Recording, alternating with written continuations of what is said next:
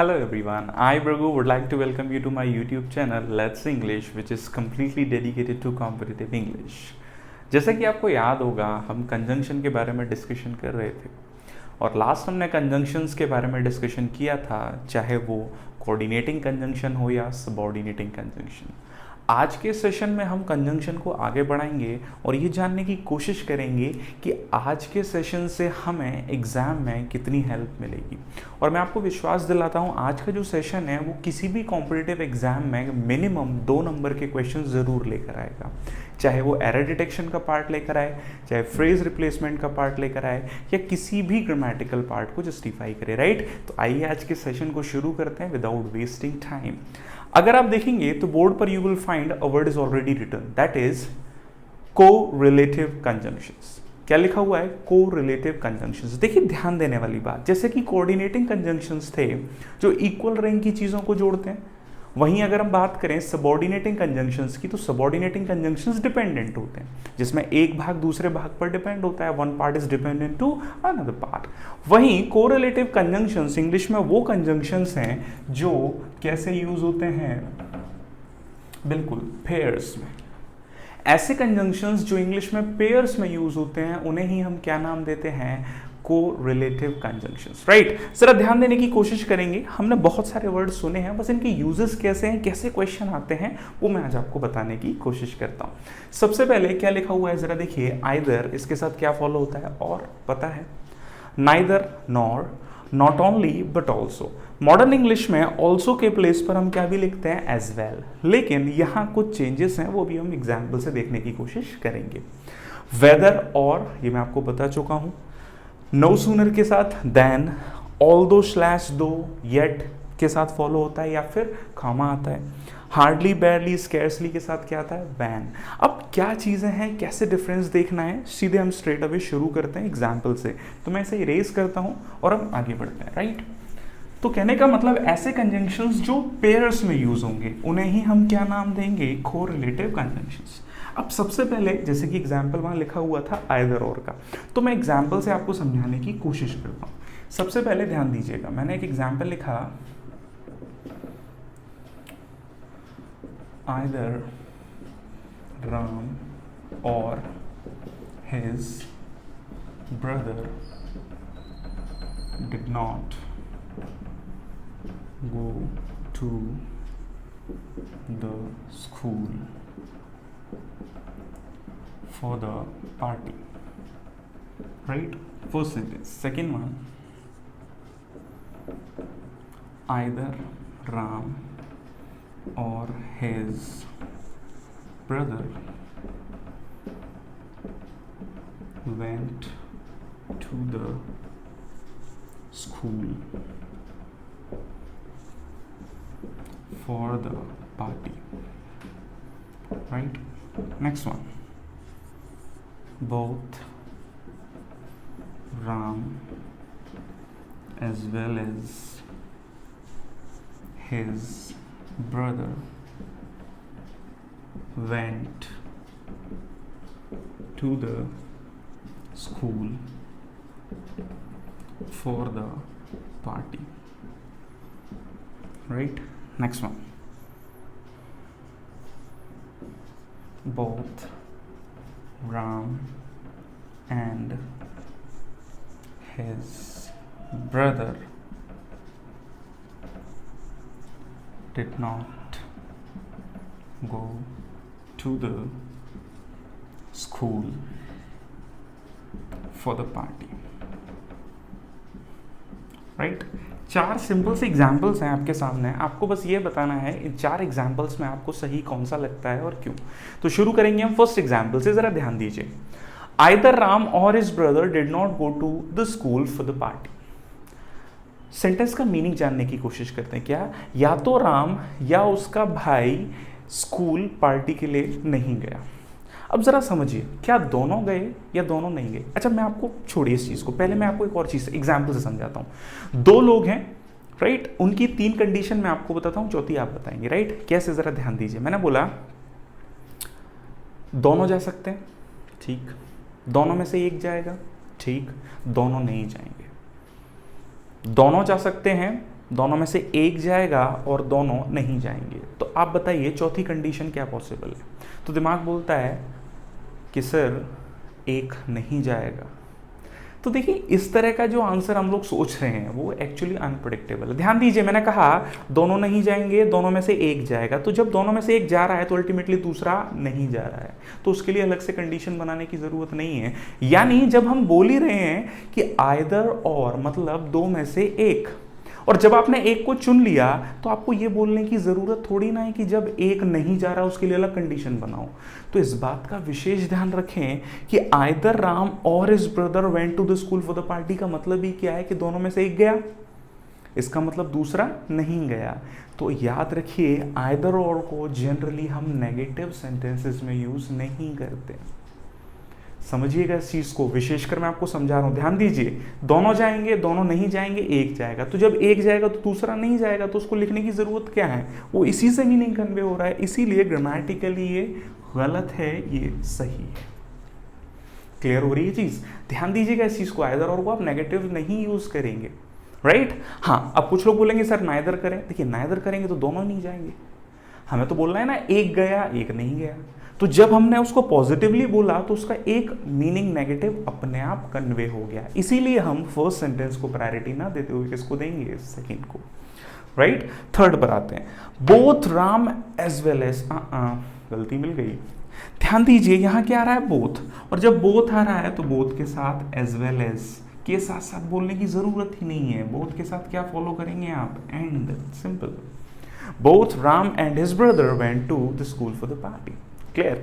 Next देखिएगा, both Ram and his brother did not go to the school for the party. समझने वाली बात, सुनने में सही लगता है दोनों भाई नहीं गए, लेकिन जब आप बोल ही रहे हो दोनों नहीं गए तो आप बोथ को नेगेटिव क्यों बना रहे हो, जब ऑलरेडी हमें ग्रामर ने एक शब्द दिया है क्या? नाइदर। तो सेंटेंस सही, सेंटेंस देखिए, सेंटेंस रिप्लेसमेंट या सिलेक्ट करना हो करेक्ट सेंटेंस, तब हमें ये क्वेश्चन मिलेगा। तो neither Ram nor his brother, अब देखिए नेगेटिव हो गया तो नेगेटिव वर्ड नहीं आएगा। Went to the school for the party. तो सेंटेंस सिलेक्शन करेक्शन में जब भी आप देखेंगे तो आप इसे नहीं, इसे ही चुनेंगे, क्योंकि नेगेटिव वर्ड ऑलरेडी है तो हम बोथ को नेगेटिव क्यों बने। तो देखिए बहुत बेसिक सी बात है जो मैं आपको समझाना चाह रहा हूं, आइदर ऑलरेडी पॉजिटिव वर्ड है, नेगेटिव क्यों बनाना, राइट? इसका एक एस्पेक्ट नेगेटिव है, एक पॉजिटिव है। बोथ के साथ एंड फॉलो करना है क्योंकि कोरिलेटिव कंजंक्शन है, एज वेल एज वहां पर सुपरफ्लुअस हो जाएगा। और जब बोथ नेगेटिव में यूज कर रहे हैं तो already we have neither nor, तो क्यों लिखें? क्लियर? तो इस चीज को जरा ध्यान रखिएगा। इरेज करता हूं मैं, नेक्स्ट पॉइंट पर आते हैं। देखिए आइदर और हुआ, नाइदर नॉर हुआ, या नॉट ओनली बट ऑल्सो हुए, ये इंग्लिश के वो वर्ड्स हैं, देखिए इनका यूज करना बहुत इंपॉर्टेंट है और कैसे सही करना ये भी ध्यान रखना है, राइट? क्योंकि अक्सर हमसे गलती होती है। जैसे मैं एग्जांपल लूं, मैंने लिखा either my students may offer English or maths, right? दूसरा example,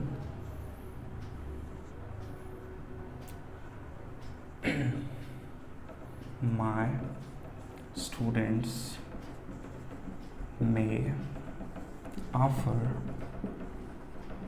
English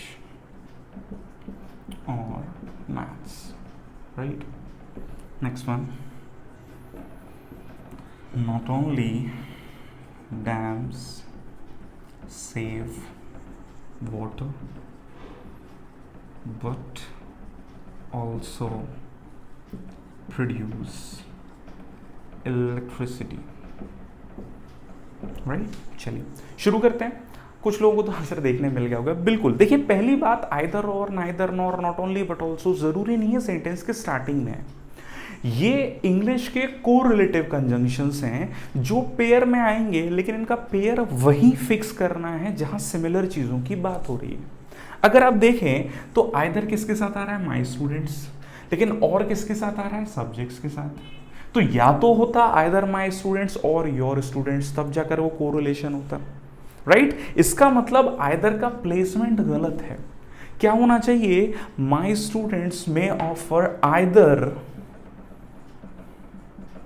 English or maths. Are you getting what I am saying? Either English or maths. तो आइदर का सिलेक्शन हमने देखिए कहाँ किया है, यहाँ पर। तो कहने का मतलब आइदर और हो, नाइदर नॉर हो, नॉट ओनली बट ऑल्सो हो, उन्हीं वर्ड्स के साथ यूज करते हैं जिनकी ये बात करते हैं। They should be in similar and parallel form, right?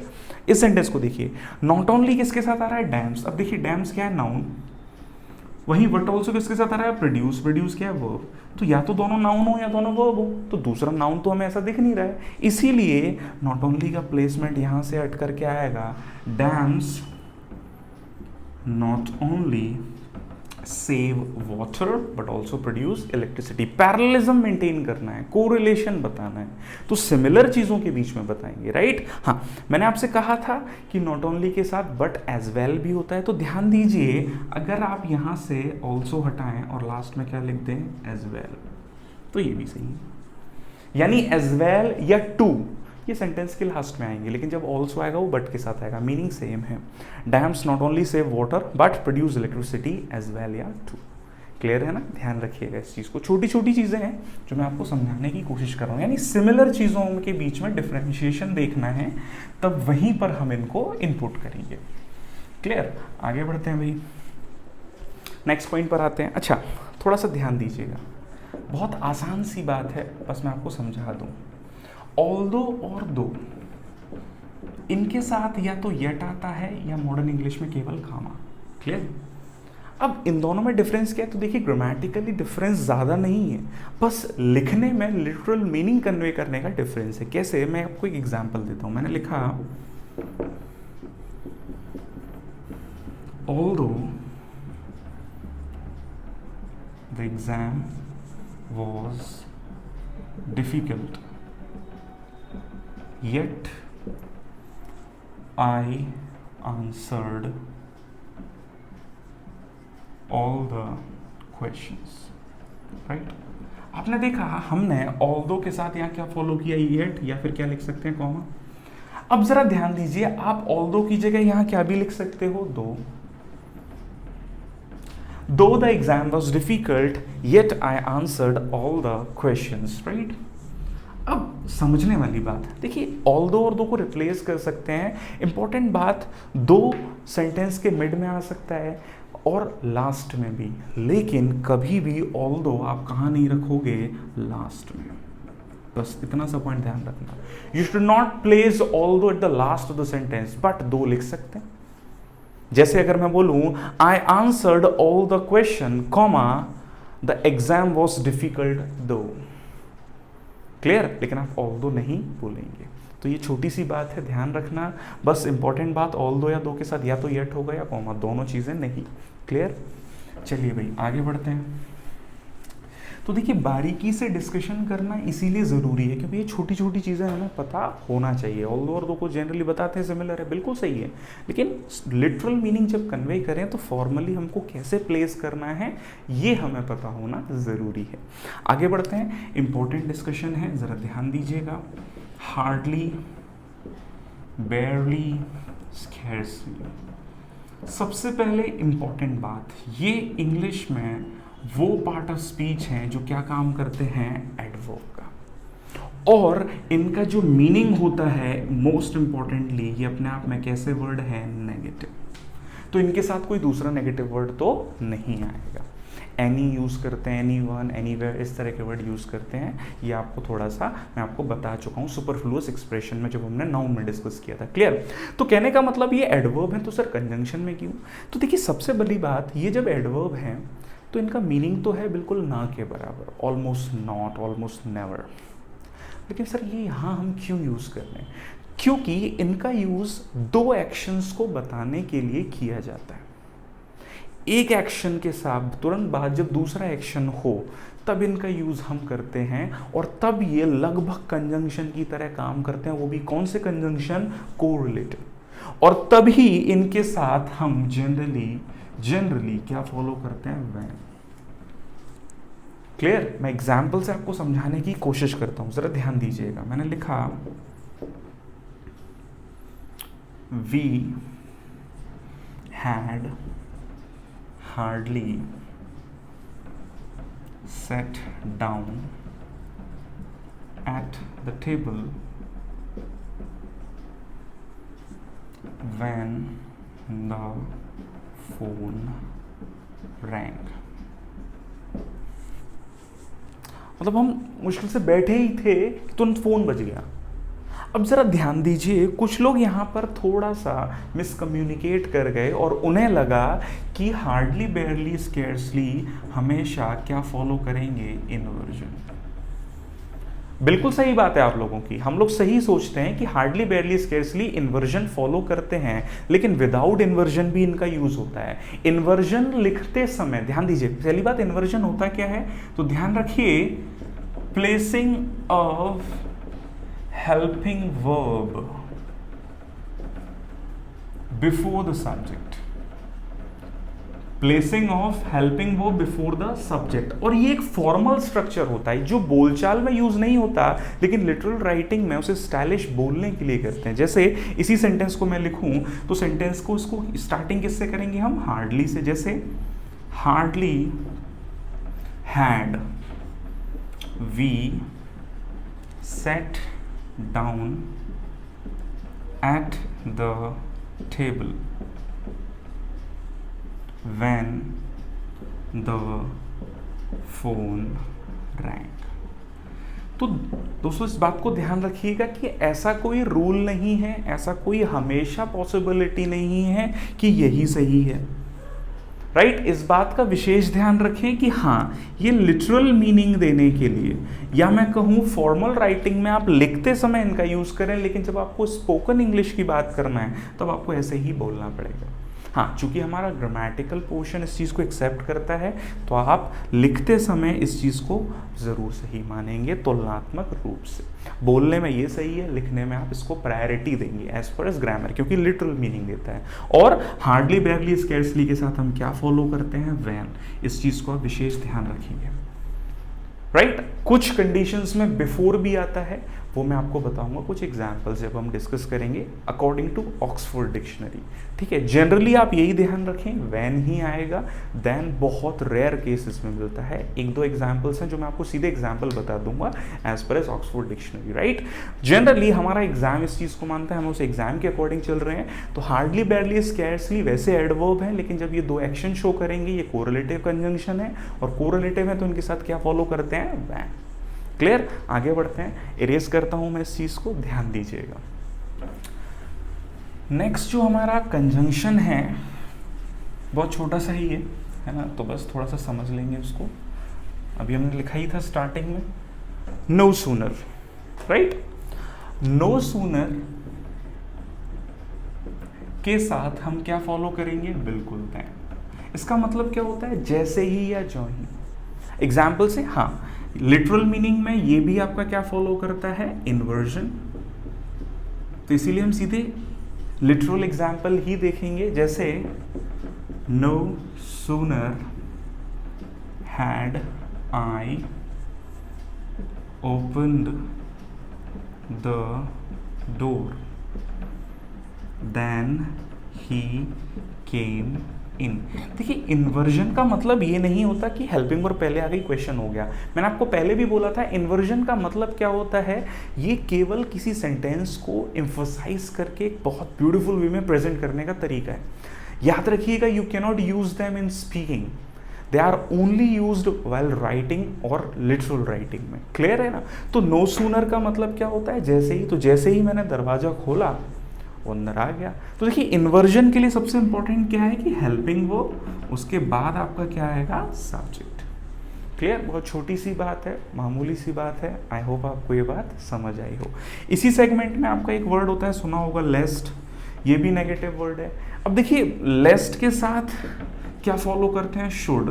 लेकिन ये शुड का मतलब चाहिए नहीं होता, ये कंडीशनल वर्ड है यहाँ. जैसे मैंने आपको पहले भी बताया था कि वुड, शुड, हैड, ये कंडीशन को भी रिप्रेजेंट करते हैं. तो हम ये ना सोचें कि शुड जो आ रहा है ये चाहिए का अर्थ देता है. जैसे work hard लेस्ट you should fail in the exam. Clear है ना? मेहनत करो, कहीं ऐसा ना हो कि फेल हो जाओ। तो इस चीज को बस ग्रामेटिकली ध्यान रखने की कोशिश कीजिएगा। और यही आज का सेशन था और मुझे आपको कोरिलेटिव कंजंक्शन इस तरह से समझाने थे। क्लियर? तो कोरिलेटिव कंजंक्शन का सीधा मतलब क्या होता है? जनरली जो पेयर्स में यूज हो। वैसे ही वेदर का एग्जाम्पल अगर मैं आपको दूं तो मैं आपको बता चुका हूं, फिर से मैं चाहूँ तो आपको दे सकता हूं। जैसे he asked me whether I would help him or not। तो देखिए और आ रहा है ना, तो इस बात का विषय, अब देखिए यहां पर और वेदर आ रहा है तो और, अगर यहाँ ऑप्शन में इफ होता तो इफ गलत होता, आप क्या चुनेंगे? वेदर। वैसे वेदर और इफ लगभग सेम मीनिंग देते हैं। जैसे मैंने आपको लास्ट वीडियो में एक सेशन डाला था इफ और वेदर का, तो उसको जरूर देखिएगा और समझने की कोशिश कीजिएगा। क्लियर? तो कहने का मतलब क्या है कि वेदर के साथ और फॉलो करते हैं जब हमें चीज़ों में सिलेक्शन बताना है, और इफ केवल कंडीशन को लेकर चलता है। क्लियर?